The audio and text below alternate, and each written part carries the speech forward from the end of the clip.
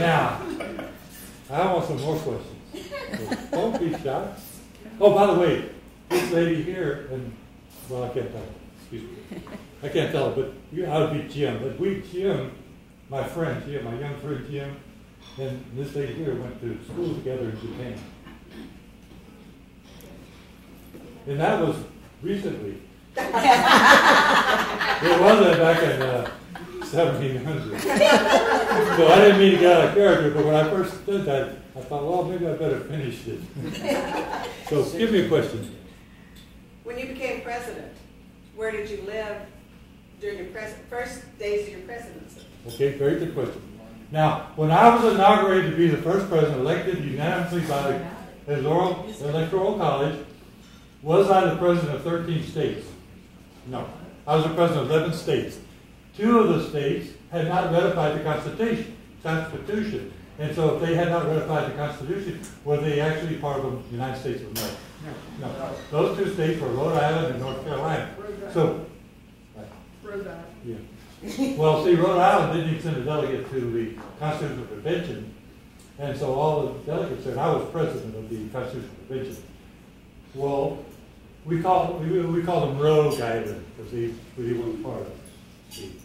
Well, in any case, when I became the president, the Continental Congresses had been meeting in New York City. So when I got inaugurated, I was inaugurated in New York City. Now, I wanted to have an open government. I wanted our government to be transparent. No secrets from the people. Now, typically over in Europe, the kings and so forth had, in those days, had been king, made king in private. And the government was secretive government. I wanted our government, because we're the government of the people vote for us. So I wanted the people to know our government. So I organized the inaugural, and I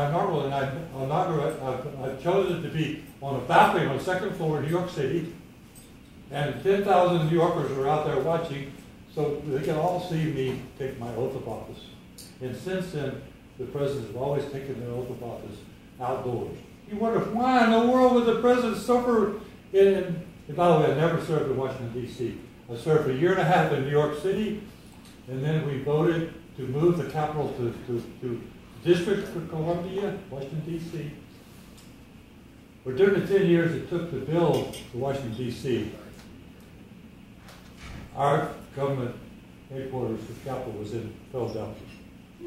Now, during those 10 years, the Philadelphians and Pennsylvania were really kicked off because they wanted Pennsylvania to be the permanent capital, but the Congress wouldn't go along with that because it voted the District of Columbia.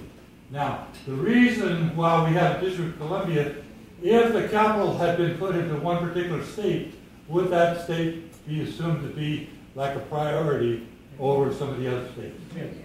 So, if the state, if you had the capital, might be considered like more valuable. Well, our forefathers were very clever. They said, no, we're not going to do that. We're going to carve out a separate district, the District of Columbia, to be our nation's capital. So, I served for a year and a half in New York, 10 years in Philadelphia. I never got to serve in the White House or serve in Washington, D.C. because it hadn't been finished in time. Now, during this 10 years, Pennsylvanians were always petitioning for the Congress to change and make Philadelphia the permanent capital because it was a temporary capital for 10 years. Now, do you ever negotiate with other folks? Yeah, you negotiate. And when you win the negotiation, do you like to throw them a little bit of a sop or something to make them feel good about themselves? Well, when the Congress voted not to let Philadelphia be the permanent capital, they wanted to make the Pennsylvanians feel pretty good. So how many people have been in Washington, D.C.? What's the principal street?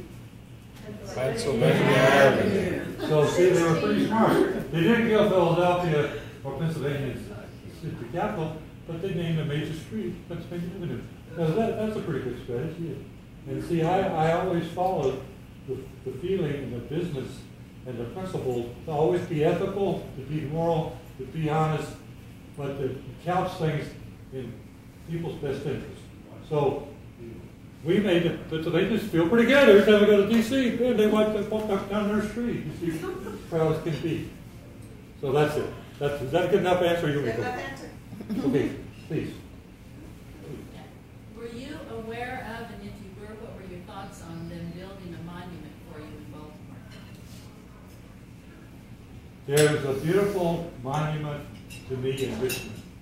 When I was between being the general and being the president, it was about a 6-year period, from 83 to 89.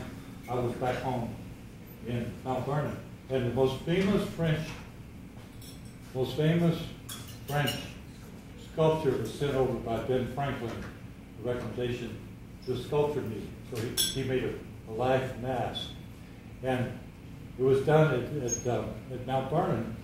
And so he stuck 2 straws up my nose so I could breathe, and I'm lying on the table, and I was covered in white plaster. So my adopted granddaughter, but adopted her as a daughter, she's Martha's true granddaughter. Well, she comes in and she sees me lying there with 2 straws up my nose, it's actually lifeless, and she runs, "Oh, Grandma, Papa's died." You see? But that life mask was the most accurate representation of me. Now, are you talking about the 600-foot obelisk? Okay, that was not started. You wanted both? There is the original George Washington Monument is in fact in Baltimore, not Washington, D.C. Gosh, it was built before I died or after I died. And it was built just after that. Okay, I'm sorry. I don't remember. That I know nothing about. That's why I asked if you knew of the plan. No, I don't know the plan. In fact, there's a script, not a script, but a crypt built for me in the Capitol building that they planned to bury me there, but Martha wouldn't let me. So where am I buried? Mount In Vernon. Mount Vernon. And who was buried beside me? Martha. We were married almost 41 years. Very happily married with no hint of scandal, so I didn't cheat on Martha because I'd made a vow. And I was a man of my word. Yes, sir. The monument that I speak of is just very close to Edward Allan Poe, where Mr. Poe was buried, who is buried under a church. The entire cemetery is under the church, with the church elevated. But the first monument to you was indeed built in Baltimore on a square that is also called Mount Vernon. And the gentleman who lived there bought one small house and had to add, he eventually owned 2 blocks of that area around where this monument is built because his wife was very angry that she didn't get to live in Washington. And so he just kept building on and buying the neighbors' houses. But your original monument, which is quite a nice edifice honoring you, is indeed in Baltimore. Thank you. Next time I go there, in my next life, I'd like to see it. And your mother has an obelisk too, right?